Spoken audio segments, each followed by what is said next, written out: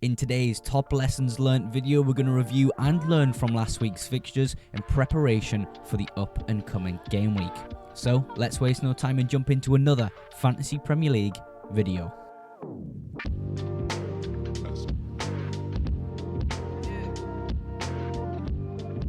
Of course, I cover every single fixture from the previous game week, and there actually wasn't a fixture played in this instance. Everton versus Liverpool was postponed due to adverse weather conditions, but I still think we're going to get quite a lot of value talking about both these teams here. So we're going to start off with Everton. In terms of FPL, the fixtures coming up in the next few weeks just aren't great. The fixture run just isn't something you should be paying attention to with Everton assets, and I don't think in the FPL there are really any good Everton players we should be considering right now. Branthwaite is back in the 11 and has played 4 back-to-back 90 minutes for Everton, so that does improve the Everton defence. However, with the bad fixture run, I'm not really considering any Everton defenders. On the other end of the pitch, the forward side with Dominic Calvert-Lewin, Dwight McNeil and players like that, they just have the worst expected goals in the league, and it just is a theme that has been going on through Everton's season, and I think it's going to continue for the foreseeable future. There is desperate need for change going forward for Everton, and it's really, really clear to see. Of course, as we transition now to talk about the Liverpool players, it's important to understand that this fixture will be played later in the season. A lot of talk about double game week. When is it going to be? A lot of questions in my personal DMs. When is this double game week fixture going to be? In my eyes, it's going to be played in 24, 25, or 33. There's a great user on X called Ben Krellin. If you aren't following on Twitter, definitely go ahead and drop him a follow. He's fantastic with his FPL calendars. He knows what's going on in terms of replays and double game weeks, so definitely go ahead and check his account out on Twitter. But transitioning out into Liverpool players, I think it's important to understand that Liverpool have the best expected goals conceded in the league. Does that make them the best defence in the league? I suppose we will be the judges of that. Gomez, obviously, as a defender, and Trent, perhaps good picks going forward as Liverpool defenders. I personally own Trent. I got him in the Newcastle match. Sadly, he didn't start, but still came away with 2 assists, so super grateful for that. In terms of Gomez, Konate is still out, so perhaps he's still a great option to get in your FPL teams. It's just important to keep out eyes on the news and when Konate could come back, because Gomez will quickly be replaced in that instance. Aston Villa versus Southampton. Of course, Villa coming out on top by 1-0 here. Ollie Watkins, a very key player for Villa, benched for this game. A very surprising thing to me personally, as I expected Morgan Rogers to get benched for this fixture. But yet again, Morgan Rogers plays 90 minutes for Villa.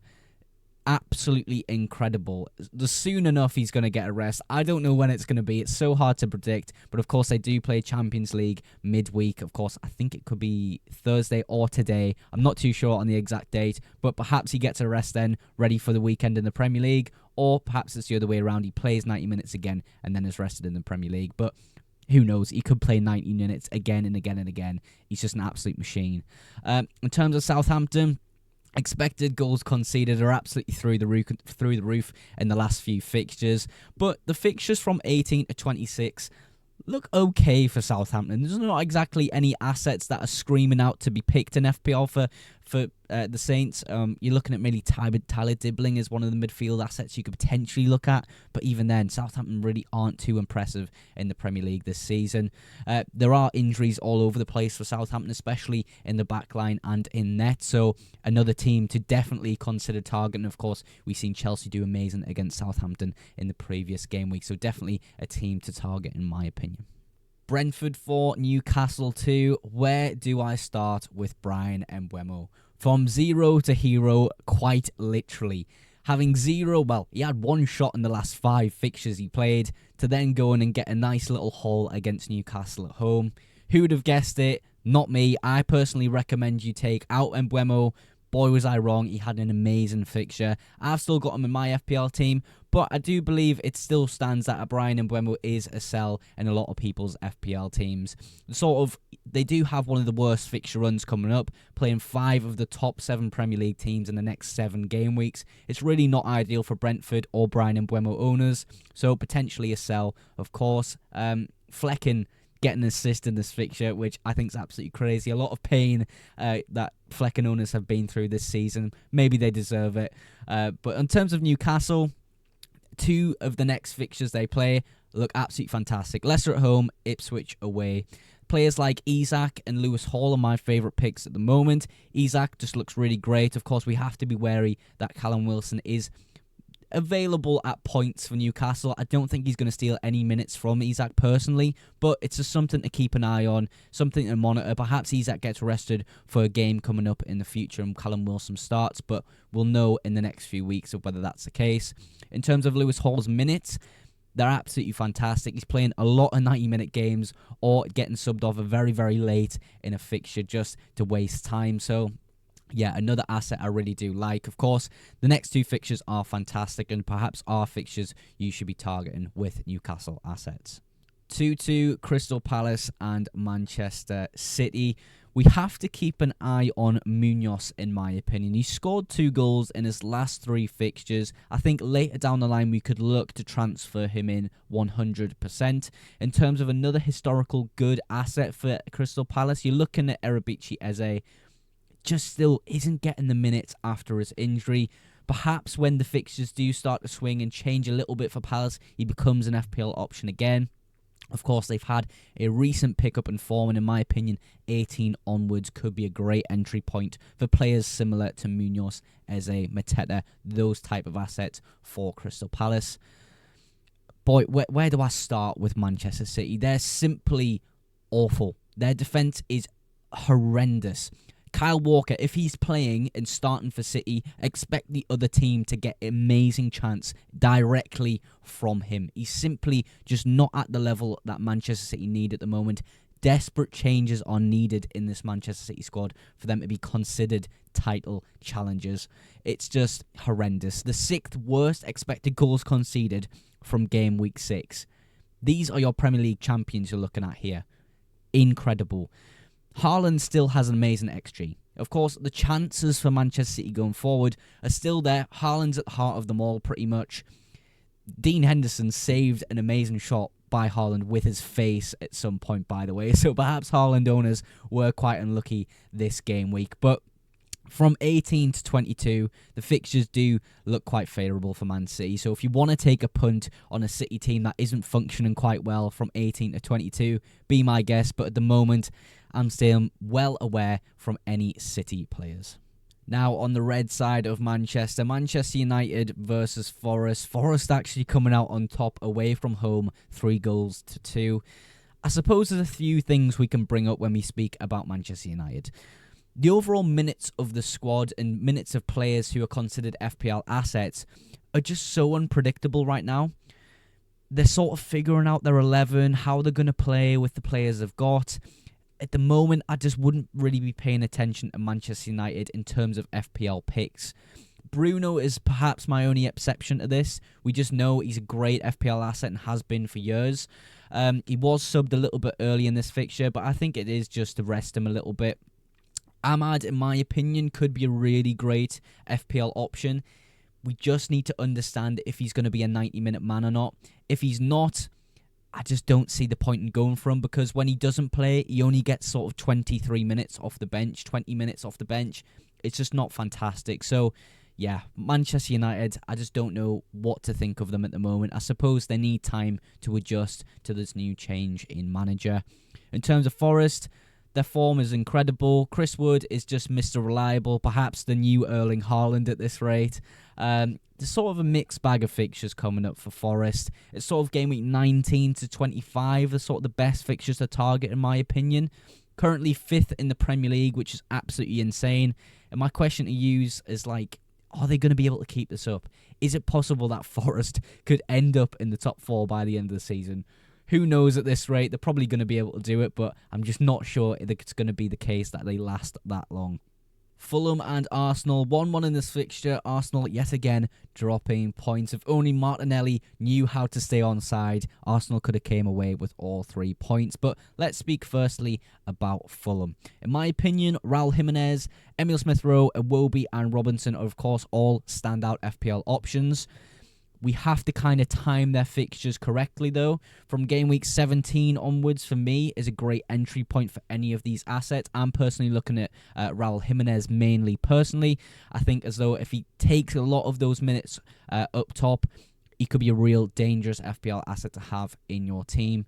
In terms of Arsenal players, there's been no Gabriel, Calafiori, Zinchenko, or Timber pictured in training today. And of course, they travel.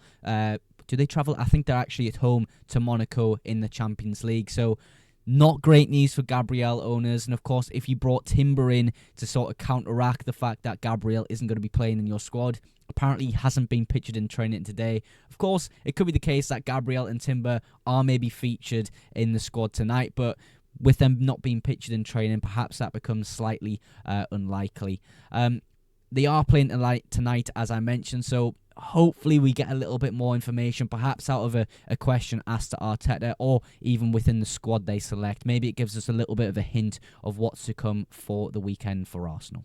Bournemouth coming out on top, 2-1 against Ipswich away from home. And Ipswich are still just struggling to get going in this league. They show periods of play where they look fantastic going forward, but they're just struggling to get a hold of the Premier League. I still think that Ipswich will survive this Premier League season. I think they've got a long space to kind of adapt, get players in, and kind of go around with a top coach and get some points here and there. So I still think they will survive this Premier League season.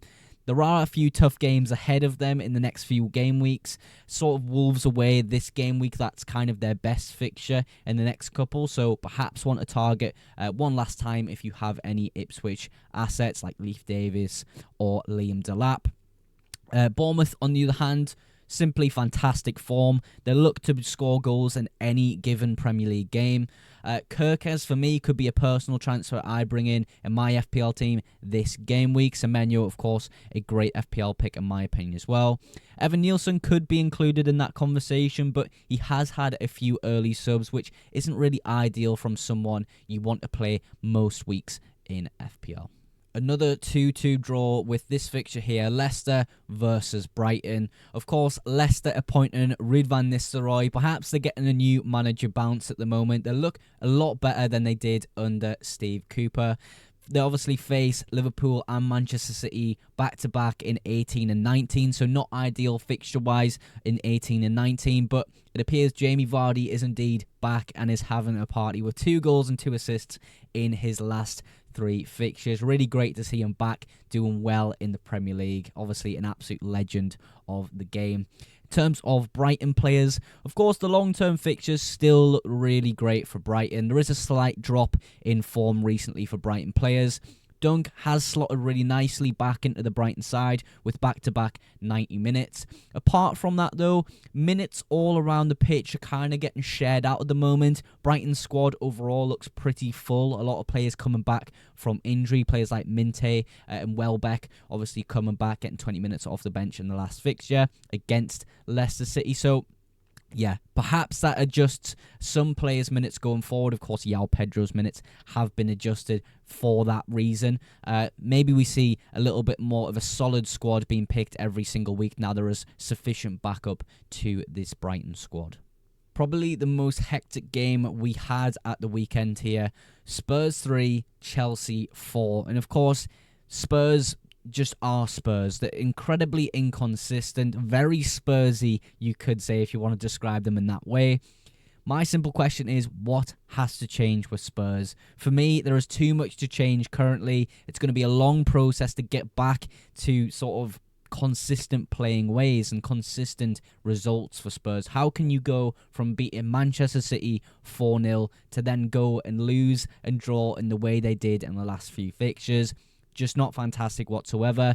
Fixtures overall for FPL aren't too bad coming up. You've got Southampton away this week, but we're throwing a 2-goal lead away at home to Chelsea just really isn't ideal whatsoever for any Spurs assets. I suppose going forward, scoring 3 goals was pretty decent, but they were pretty much gifted those goals, and we'll speak about that in just a second. Chelsea on fantastic form, one of the best attacks in the Premier League in my opinion. Cole Palmer simply just does it again and again and again. He is incredible. One of the best players in the Premier League. And of course, as I said, Spurs throwing a 2-goal lead. That goal lead was gifted to them by Marc Cucurella. He needs new boots. Simple as that. How can you do that in a Premier League match? Very lucky to come back against Spurs, in my opinion, but they simply did play fantastic in that game. And of course, the fixture run coming up for Chelsea in the next, long stretch of fixtures is really, really great. Definitely a team to get a few players off. The likes of Nicholas Jackson, Cole Palmer, and perhaps even a defender like Colwill we could throw in there. So yeah, Chelsea definitely a team to look at to get as part of your FPL squad.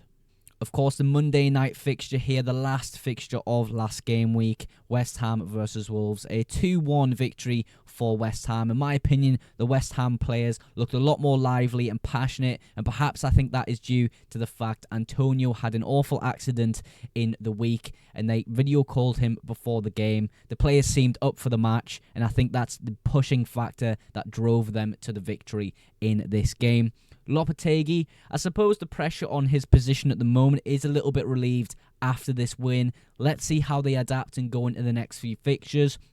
Of course, a very important asset in FPL right now is Jared Bowen. If you have him, congratulations. I think he was a great buy in my opinion. I personally didn't buy him, but if you have Jared Bowen for the next few fixtures, you're pretty much laughing. He is going to be playing up front for West Ham, it does seem. In terms of Wolves, Gary O'Neill, he just simply doesn't have a lot of chances left as Wolves manager. Maybe we see him sacked before Christmas. Who knows? In terms of FPL assets for Wolves, Cunha has had 3 blanks in a row. Really, really not ideal. I believe I brought him in for his first blank, and he's blanked ever since. So, in my opinion, game week 18 is the time to jump off any Wolves assets. The fixtures really turn for the worst from 18 onwards. So, definitely a date to remember if you have a few Wolves assets. As always, to outro my videos, I'd like to give you guys at home a big thank you for supporting the FPL Mugs YouTube channel. If you have enjoyed today's video, drop a like, and if you aren't yet subscribed, subscribe to the FPL Mugs YouTube channel for future FPL content and deadline streams. But that is absolutely everything for today's video. Thank you again so much for watching, and I will catch you in the next one. Bye for now.